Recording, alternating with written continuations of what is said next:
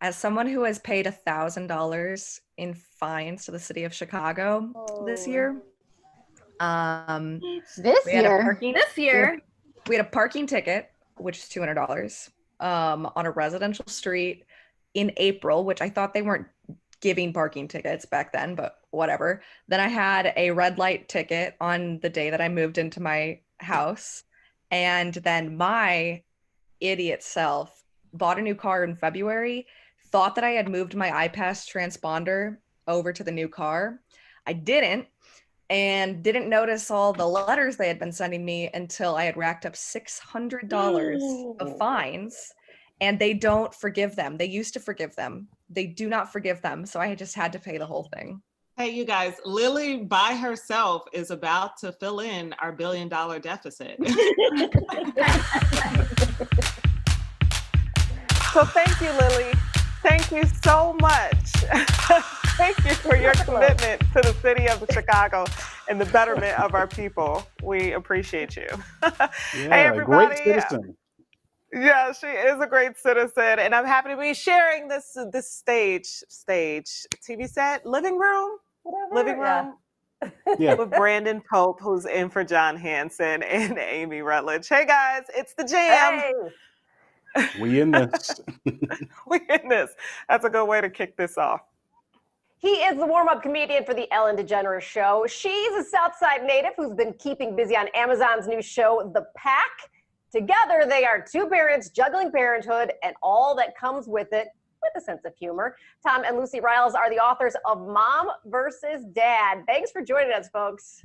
Thank you so much for having us. As a fellow Chicago native, I'm very excited about, yes. So I got to start to ask, what has been your craziest disagreement as parents? Because I am also a mom of three, so I get it. I mean, it's definitely the toaster oven. Yeah, I mean, as you guys know, when one travels with kids, very expensive to take the kids to all the restaurants, right? So as you all know, everyone should pack a toaster oven in their suitcase and bring that to whatever resort. And the fancier the resort, the more important this is, because then you have to stay away from paying $30 per kid per meal for food they won't eat. And for me, it's, I think we get like 2 trips a year, and with COVID now it's probably even less. So when we do get away, I want to at least pretend like we're this classy family that we're really not. I want to know, what was the argument that was like, that just kind of it triggered the book? You were like, that last argument was like, you know what, this is what we need to do. Yeah, I mean, we have a big issue with the holidays coming up, and I think it was about last year when we wrote this. It's, do you pretend to like a gift or not? Now, I'm not great at pretending, and I try, but I don't know, I'm not good at lying. He's very frugal, so it's all about the dollar signs in his mind. And I believe that if someone puts in the thought, you should just be gracious and accept it and be kind. And if you need to go return it or regift it, you don't need to, fully disclose that information. So when I buy my husband a gift, I have to like double down. Like if I want him to like take a shirt like that I bought, I have to buy like 5 shirts, because I have a 1 in 5 chance that he'll actually keep one of them. Amy, I don't know. This book sounds like it's going to cause more arguments than it is with advice. See, I'm being triggered right now. Yeah, now I'm on your side, because I agree. You just accept it, and then if you have to return it, you're like, oh, it's too big, it's too small, or you just don't say anything at all and just be thankful. Yeah, our book, it stems from the podcast. It stems from all these topics that we have spoken to hundreds of different couples, whether they're parents or even just anyone who's ever lived with someone can relate to these topics. It's the everyday kind of things. And if we can kind of poke fun and make light of something, that's really what the book is all about. We love that you guys are doing all of this parenting while you're juggling your careers. We see you on Amazon's The Pack, Lucy, and of course we see Tom with Ellen DeGeneres and everything. How do you still bring it back together with 2 careers that sometimes may feel like you're pulling you apart?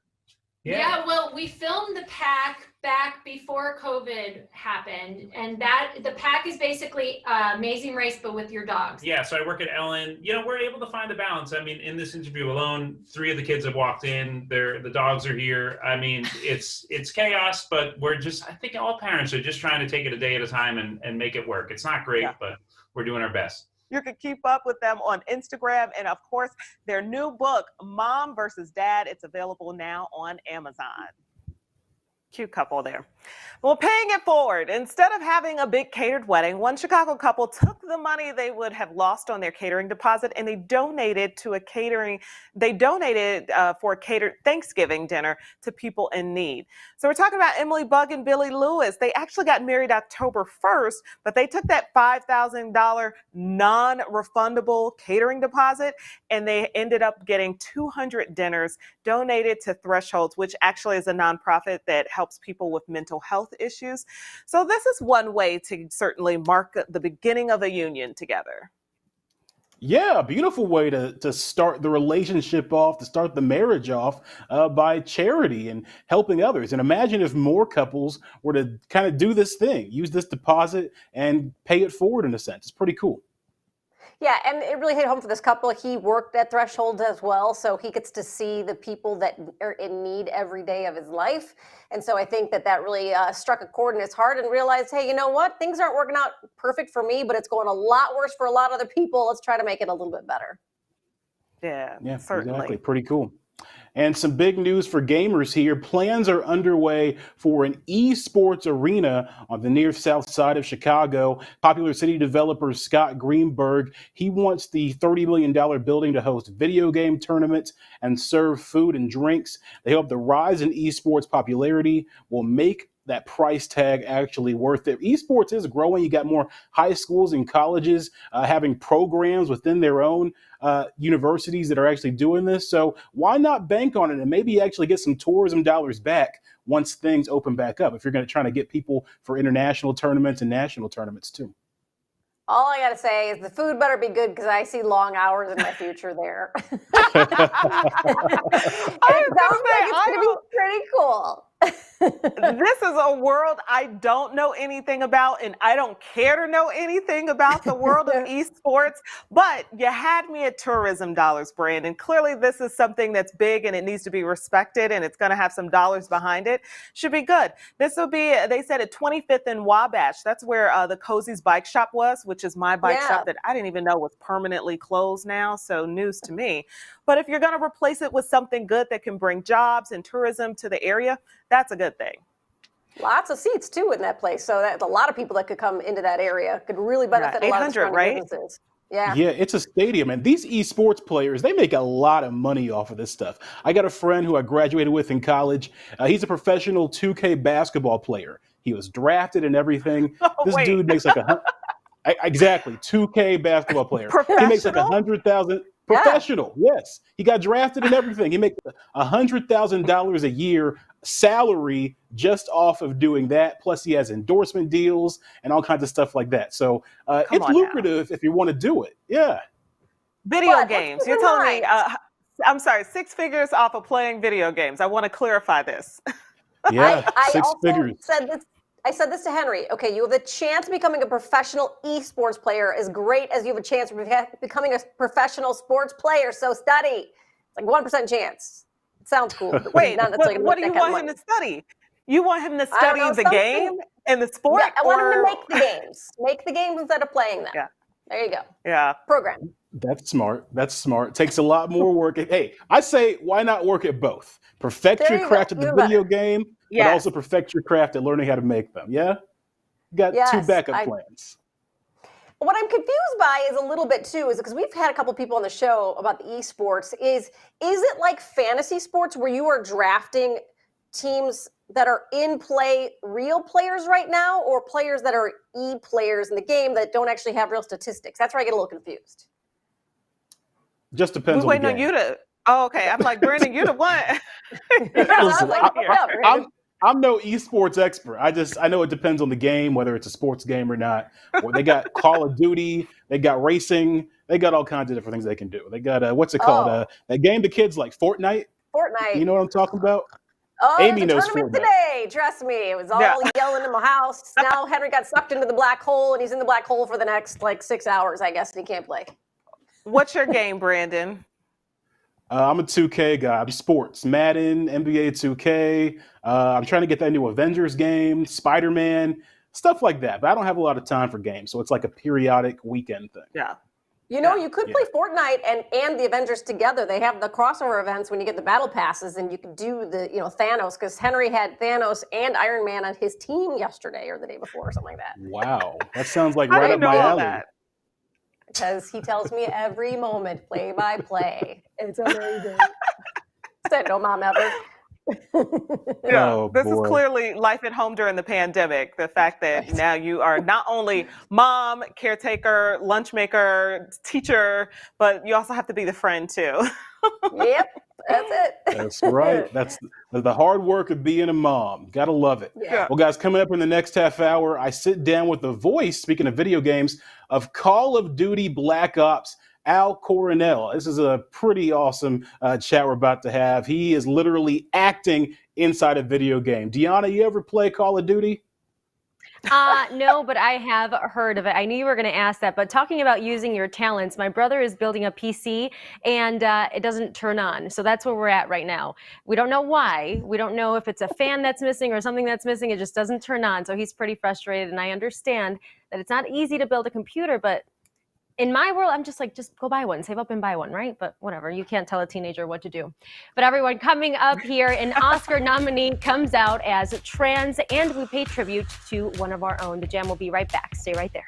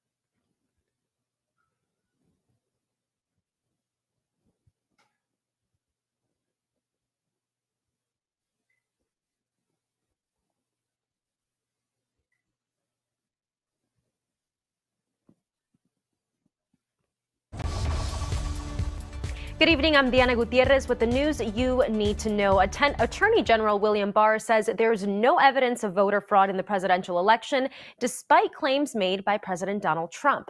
Healthcare workers and long-term care facilities will be the first to get their hands on any approved COVID-19 vaccine. CDC vaccine advisors voted 13-1 on the plan. The single no was over concerns studies had not been done in the long-term care facilities. And a long-awaited housing complex for the LGBTQ plus community is now open in Logan Square. The 88 units are a mix of studios, 1- and 2-bedroom apartments. Actor Elliot Page, formerly known as Ellen Page, shared with fans on Instagram they are transgender and identify as non-binary, meaning their gender identity is neither male or female. The 33-year-old came out as gay in 2014. The Umbrella Academy star called for support in the community and said this: "To all the trans people who deal with harassment, self-loathing, abuse, and threat of violence every day, I see you, I love you, and I will do everything to change this world for the better." Now we have Dr. Lauren Schechter from Weiss Hospital highlighting the importance of Page's statement. I don't think there's a right way or a wrong way, and I think how each individual person decides to transition or to let other people know will depend on their comfort level. Whether they choose to do that individually or through social media approach is going to be their individual choice. But I think the important thing as a friend, as an ally, as a family member, is to be supportive of that individual. You know, people, not every environment is supportive, and people who lose support, who lose loved ones, who lose friends, often go through a very difficult, distressing time. And yeah, look, like Paige had shared on Instagram, it's a joyful journey, but it's also a very fragile one. Yeah, fragile. I think that's a really interesting choice of words right there. To anybody who doesn't understand this or doesn't want to understand this, I mean, you should work to educate yourself and understand this. Just be excited that this human being is out here choosing to live the best life that they know how and the life that they want to live. I think there's so much power and inspiration in just that alone. Focus on that. Or if you don't get it, don't worry about it. It's not your life. Let him do what he wants to do. Let people do and be what they want to be. I wonder if it was because of the times that we're in right now, too, with everything, you know, so much death and so much heartache out there. Did he finally see that this is what I really want to do to make me happy, and this is the time to do it? And maybe I can help some people along the way. I think it's wonderful that he is doing it so publicly, too. Yeah. Yeah, such a monumental moment when you think about it. An Oscar nominee, and for him to come out like this, it's going to give so much inspiration and hope for other people who may be struggling to figure out how they want to identify, how they want to come out. Just a lot of positive can come from this, and I just hope that people aren't jerks about it, right? And don't misgender or intentionally still call Elliot Ellen. Like, just don't be a jerk about it, right? We can all be accepting of what people want to be and choose to be, and how they're born to be. Or I guess, and even if you're not accepting, just be silent, be respectable. Yeah. And that Don't too. say Yeah, anything. you ain't got to say nothing, right? Yeah. No, and I also Treasure think and like the you have trash to, that is you have, social media. yeah, and you have to try to put yourself in the position of others, right? Put yourself in their shoes. I can't imagine living a life that I can't claim to be mine, right? That I don't feel my truest self in. And I think, Felicia, you were mentioning this. It's tough to share stories like that. It's tough to talk about it because we are so scared of what people are going to say and how they're going to judge us and whether or not they're going to respect us, even though they 110% should. Yeah. Well, this is the moment where we insert praise hands emojis. Because proof to everything you guys just said. All right. Yes, Let's wrap this up. Chris is going to join us for a look at what's coming up next. Take her stuff. Praise hand emojis all the way, you guys. You guys nailed it. You do you, boo. Okay, so there's still so much more coming up on the Jam. And of course, we talked about that Chicago parking ticket debate all day today. So take a look at this. But I still don't understand why so many people don't realize that it happens every year. Why y'all leaving your car out on the street where it doesn't go? I've been in this city for many, many years and I never got towed or ticketed for that.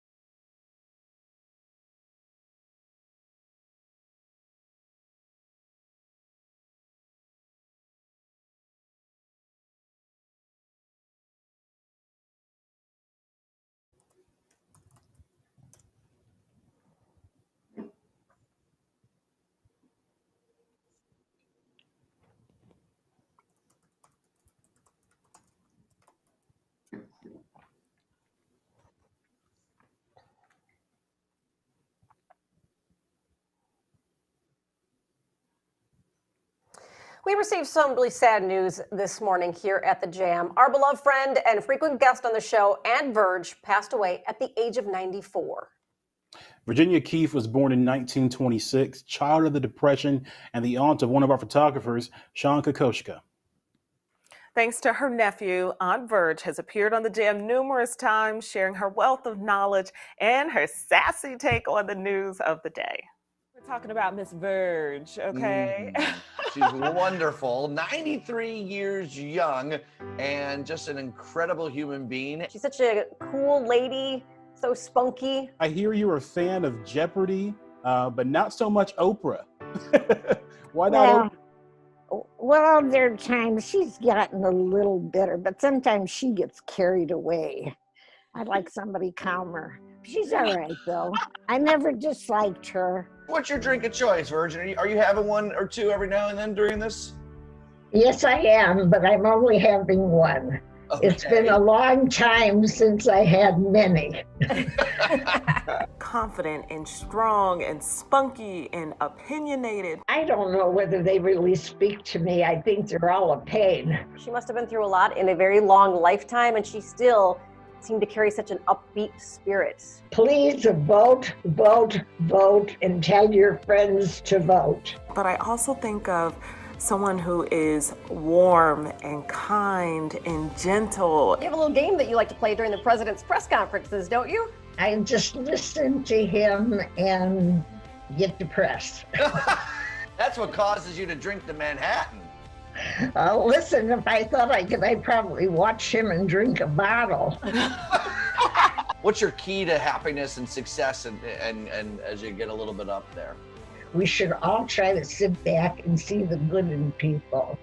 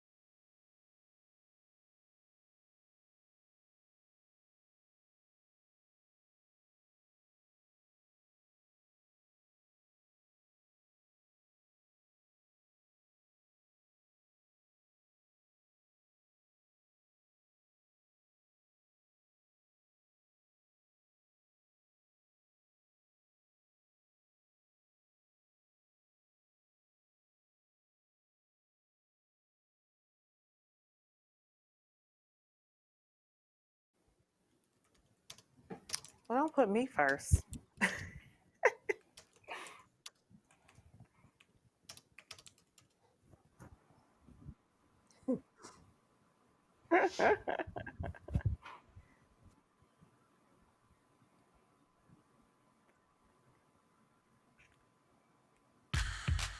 Oh, here we Time go. to blindside the Jam. Okay, if you were arrested with no explanation, what would your friends and family assume you had done?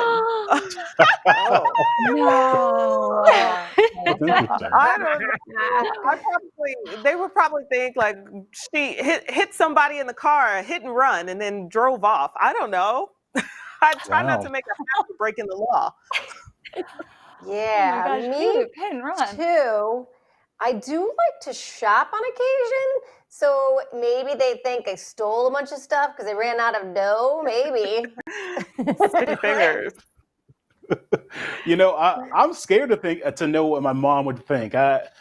Maybe some sort of laundering scheme, money laundering, something that allows me to look powerful and official, but keep my hands clean at the same time. I don't know. Crime syndicate?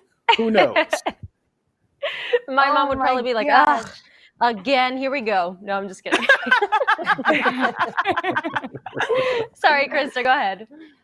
I don't know. I'm such a goody two shoes. It'd probably have something to be alcohol related, maybe like open container law kind of thing, because San Francisco, California, they have things figured out. And like in pandemic, I was going to parks and I would bring, I love those White Claws in the summer. I would crack one every now and then. So that's Krista in the car with her White Claws. That's how she'd be arrested. I got a new one. I just figured out my family. My family would think that I went either to some political leader or, civic leader's house who I disagreed with and got up in their face about something, and then was like arrested for domestic or disturbing of peace or threatening a public official or something like that. I was going to say that one, but mine didn't happen like in a public official's house. It just happened like on 87th Street. Right. I was going to say I got into some beef with my neighbor. What are you talking about? I'm just thinking more about taxes and having to pay for stuff. Oh gosh, Brandon, what? What's yours? Did you say yours already? No, I was messing around. Okay, let's see. I think I would probably, I don't know, be found somewhere asleep where I shouldn't because I was out drinking too late and didn't make it in the car. That's a good thing. I don't know, trespassing. Would you be clothed? Would you have your clothes on? It depends, right? Depends on who I was with. No, I'm kidding. Insight Deanna, into Deanna's world. Absolutely clothes on. Do you know Chicago winters? What? Even if you are drinking a little bit, it's still cold. Deanna, I call that a Wednesday night. Right. That's tomorrow, Felicia. That's tomorrow. I'd like to think I would be a great criminal. I think I'd be a great criminal mastermind. Super villain. You're giving yourself right? way too much credit with this. Listen, are you fast and quiet? What are you going to do? I got strategy, okay? Y'all would never suspect me.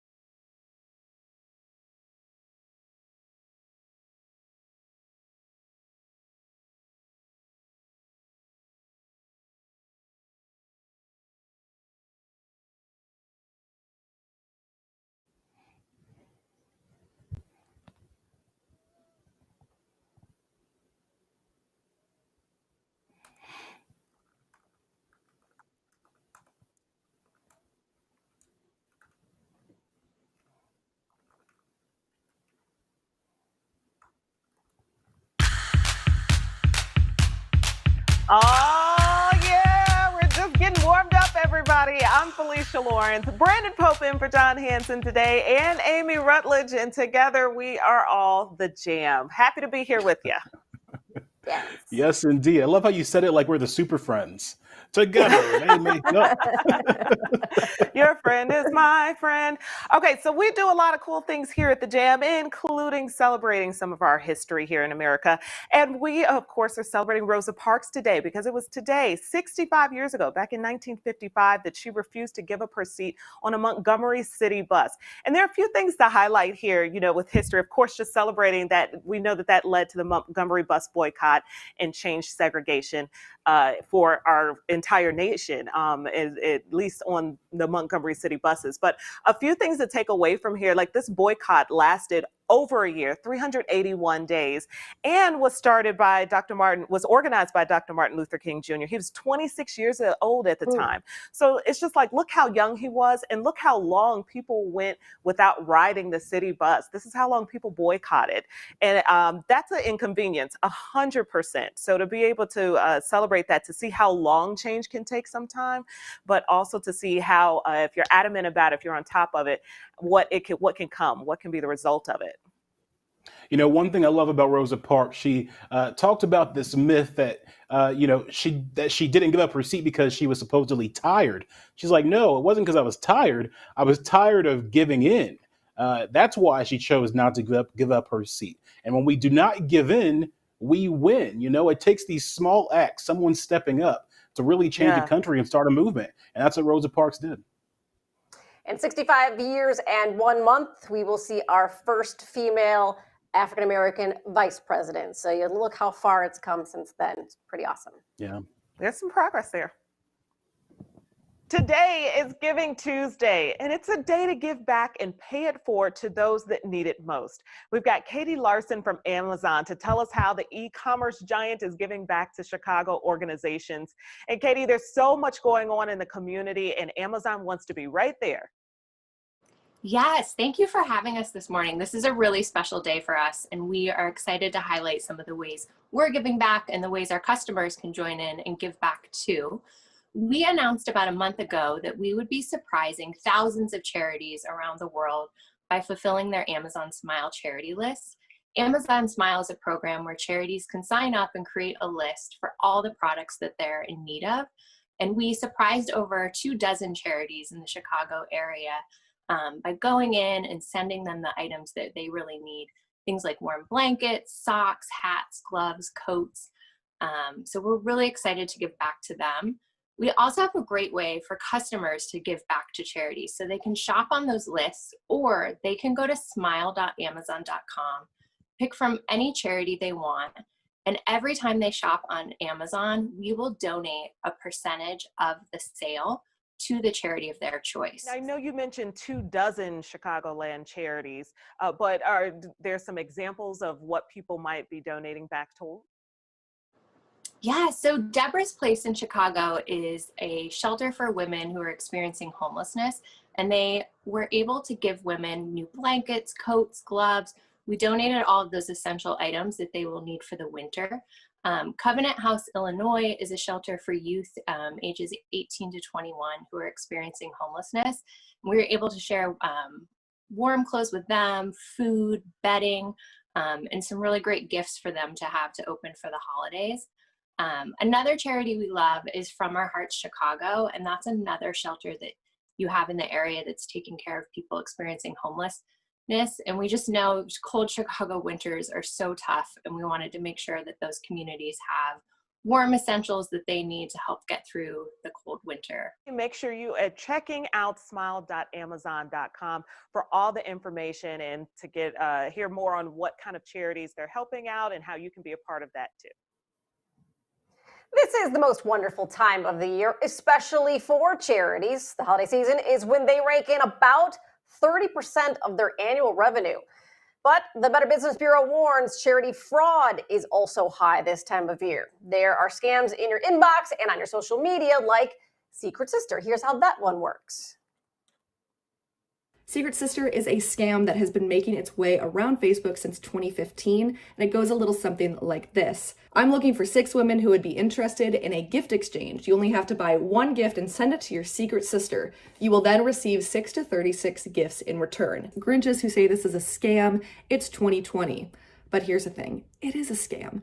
For this to work, all 6 of your recruits would need to recruit 6 more people to send the gifts back up the chain. Then for those recruits to get their gifts, they'd have to get even more recruits underneath them, thus forming a pyramid. Yes, it is a pyramid scheme. It is also an illegal gambling chain letter. And if you don't believe me, the Better Business Bureau, USPS, and Snopes will all back me up. In short, if you think it sounds too good to be true, then it probably is. Yeah, sounds about right. It's it can be really dangerous. You got to be careful out there when it comes to seeing this stuff. I hate that usually these things target our older citizens and our relatives and stuff like that. They're the ones who are usually most vulnerable to this, and scammers are taking advantage. Yeah, it just grinds my gears every time. I mean, I know nobody likes it, but theft, thievery, thieves. I can't tell you what it makes me want to do. If you don't know who you are sending a gift or money to, be it an organization that's reputable that the BBB will recommend, don't do it, because you never, even if it's going through the purest of hearts and you think you're doing something right, there are such evil people in the world right now that are trying to take advantage of you. It's just best to save your money for reputable organizations that can get the money to the people who need it most. He's a military vet and actor that's taking on the role of a lifetime. Al Coronel starts as the face of the new Call of Duty Cold War game, and he plays the role of DGI Mendo. Man, what a unique experience. We were talking earlier, is it weird for you yet to see yourself in video game form? It's absolutely strange. It's an out-of-body experience. Yeah, it's, and then I have friends sending me photos of like, hey, I'm playing you. Or I'm playing as you, and it's just like, it's so weird. It's so weird, but it's awesome. I'm humbled and I'm honored, being that I'm a huge fan of this video game franchise, Call of Duty. Are you good at it? Have you perfected it yet? It takes me a few days because I'll put down the controller for months at a time, and then I'll come back to it and then knock the rust off. The thing is, with Call of Duty, I've always been the kind of player, because there's three games within the actual video game. There's the campaign, which is you follow the history and it's very cinematic, and you go from the beginning of the introduction of each character, whether they're coming from the previous versions of the game, and you follow all these missions until you complete the mission and basically complete the game. And then there's the multiplayer, and then there's zombies. Multiplayer, I've only played very limited because I'm always getting waxed by some 10-year-old kid in some basement, God knows where, who comes in and just, kills me the second that my character spawns. So it's always I'm going to have to play it. I'm going to have to play it now because I'm in it. You've been acting, really in everything, shows, movies, but now acting in a video game. That's different for sure. What's that experience like for you? It is different. The first video game experience that I had was, as actors, when we're on a set of a TV or a feature film, we have 1, maybe 2, maybe 3 cameras on us. And so we're concerned with, do you have the right angle? Am I in my light? Do you need me to step on my mark? We got to take that shot over. You missed your mark.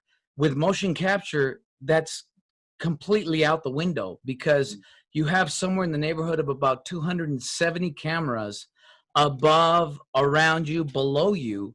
So you don't worry about the angles because your motions are being captured and your performance is being captured regardless of which way you're looking. Did your military experience help you out at all when preparing for this role? It actually has come in handy so much throughout my acting career. I tend to get cast in a lot of law enforcement roles, FBI, CIA, military. So when this came about, it was just like, oh, I fit right in, and there's no trying to like, how would a military person do this? I love that, man. All right, favorite video game all time. Got to put you on the spot. Quick answer here. Your favorite video game all time. That would be Call of Duty Black Ops Cold War. And there you have it. There you have it. Al Coronel, thank you so much. Appreciate you. Oh, man. Can't wait to play. I got to get me one of those mocap suits for sure. Deanna, Krista, what do we got coming up next? All right, guys. So if you think LeBron James doesn't go down without a fight, oh my goodness, we have the story for you. And let me tell you, it's not about basketball. Oh my gosh. Is Brandon Pope going to talk about this? Because we know he loves LeBron. All right, guys. He's gonna go in on it. Oh, great. Well, coming up, a lot of Brandon Pope. Also, the top trending videos of 2020 on YouTube. The lists are out. We'll have the deets for you coming up in just a bit. And 'tis the season for holiday lights. My tree is up, it's lit, and it's on our Instagram story if you want to check it out at the Jam TV show. Do it during this commercial break. But if your lights are up, if you've decorated your house, we want to see it. So snap a photo and share it with us at cw26chicago.com. We're partnering with ComEd's Energy Efficiency Program to bring you those holiday lights. And we might just feature your images on air and on our social media. I think we saw our director Brian in that mix there of those holiday lights. We love to see it. We'll be right back after this.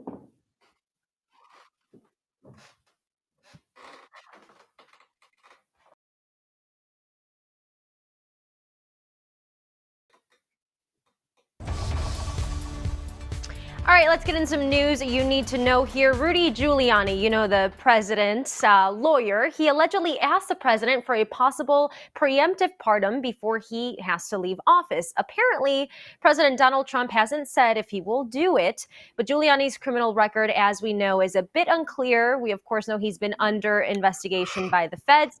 He tweeted out, absolutely no, fake news. He never had this conversation. And all I have to say is if Michael Flynn got pardoned, I think he has a chance here, maybe, possibly. What do you guys think?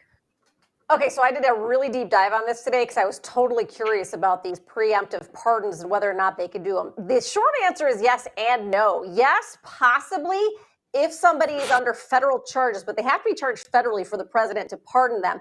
And then you might remember President Trump earlier this month was talking possibly behind the scenes about pardoning himself. Can a president do that?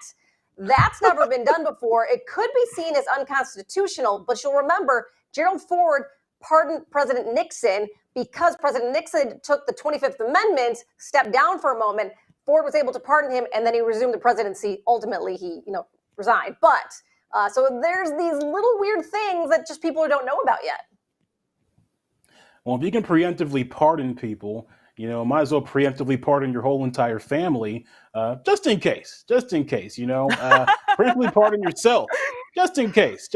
You know, while we're at it, can I get one? Just in case. Just in case. Yeah. Can we Just put preemptively my pardon name in me? there. Yeah, I mean, just it's throw it not out an there. admission of guilt. Why not? Pardons for Yeah, everybody. come I'll take on, one. preemptive. Yeah, Hey, Turkey hand got them out. pardoned. Yeah, so I looked a little deeper too, Amy, because I was like, well, how does that work if he hasn't been charged with anything? So that was interesting what you noted there. And also it said that Nixon was, he was pardoned for all of his actions as president. So to just do like a broad brush stroke that is something extremely generic, I think that's really interesting. It's not an admission of guilt, but it definitely makes you look at someone with a side eye. There is a I don't broad stroke on know. the pardon. It goes very far, so we'll see. Let's all get one. Let's just do it. As the kids would say, it's a little sus. I don't know. But I have a question for you guys, okay? Can the nickname King James be shared? Don't even think about it too hard. The answer is no. So after a tough fight to trademark King James, Carnival, the cruise ship company, got hit with a hard no by the NBA star player LeBron James. This month, LeBron put in an opposition and the company removed its application completely, permanently. But plot twist here, the chairman of the company owns the Miami Heat, which of course LeBron played on for 4 seasons, I believe. Brandon, correct me if I'm wrong, but also, I mean, won championships with that team too. Yeah, 4 seasons there. I see what this owner was doing. He was trying to pull a fast one, try to pay homage to LeBron. But listen, when you hear King James, are you thinking about the King of Scotland? Nah. Are you thinking about the Bible? Perhaps, but not really. You're Oh, thinking come about on. LeBron. You're thinking about LeBron James, the greatest basketball player to ever step foot on a court. And so he has every right to challenge this. I support him all the way. I'm like, is it like tuna? Is it like King of the Sea? King James means nothing to me because I don't follow LeBron. But I see what the owner was trying to do, and you're right, Brandon. He was totally trying to pull a fast one. Yeah, we know that's your guy, Brandon. We get it. But so let's say if the company still tried to pursue this, right? And this is the ultimate example of true branding power. If they actually tried to do this, if it wasn't even LeBron himself, somebody else would have seen this and would have saw them trying to go after them and take his name. Well, the company still loses because nobody wants to go against LeBron James. So your company is not going to be successful and people aren't going to support it if, you know, they are LeBron James fans, which there happens to be a lot of those here in the States. So you lose either way. You might as well just drop it, which is what they did. We'll just leave it. We'll leave it at that because we don't want Brandon going into any more LeBron James, and we'll be back. Yeah, right don't let after him this. talk. Mute his mic. No, I'm just kidding. I got booted when it wasn't even supposed to be booted on my car. They booted the wrong car, and I had to go all the way out to Midway, only for them to tell me that they couldn't remove it until the next day.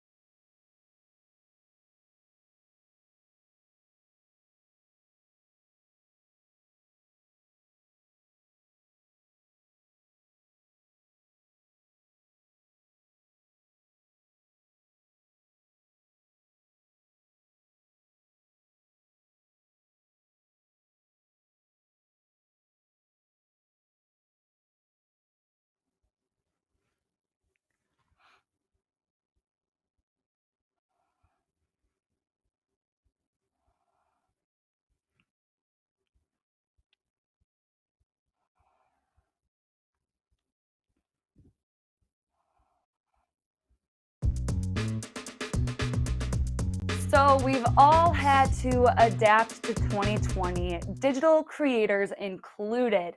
But what I want to know is what videos that we all were consuming all of 2020 were the top trending videos of the year. So joining us is YouTube trends expert Madeline Buxton.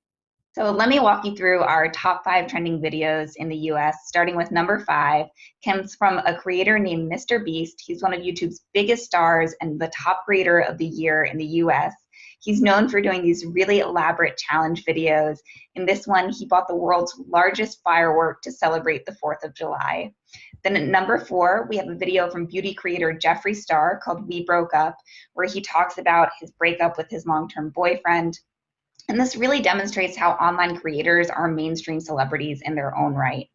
Then at number 3, we have SNL's first debate, Cold Open. This was SNL's most popular video of the year on YouTube. It was a parody of the first presidential debate. Then at number 2, we have a hilarious video from Mark Rober. He's a former NASA engineer turned science creator who's become known for his inventive experiments. In this video, he created an 8-part Ninja Warrior course to prevent squirrels from getting birdseed. Squirrels. It is hilarious. I highly recommend everyone go out and watch it. And finally, our number 1 top trending video of the year in the US comes from Dave Chappelle. It's 8:46. This was a recording of the socially distanced outdoor show that he did less than 2 weeks after the murder of George Floyd. And it was a really serious reaction to issues of racial injustice and police brutality that captured conversations that were taking place around the world. You can check out the full list of the video trends on YouTube's blog. But what I find so interesting is how many of these videos I haven't even seen. And I'm such a content consumer. And I think we all know, I mean, I talk about it the most. Instagram is definitely my app of choice.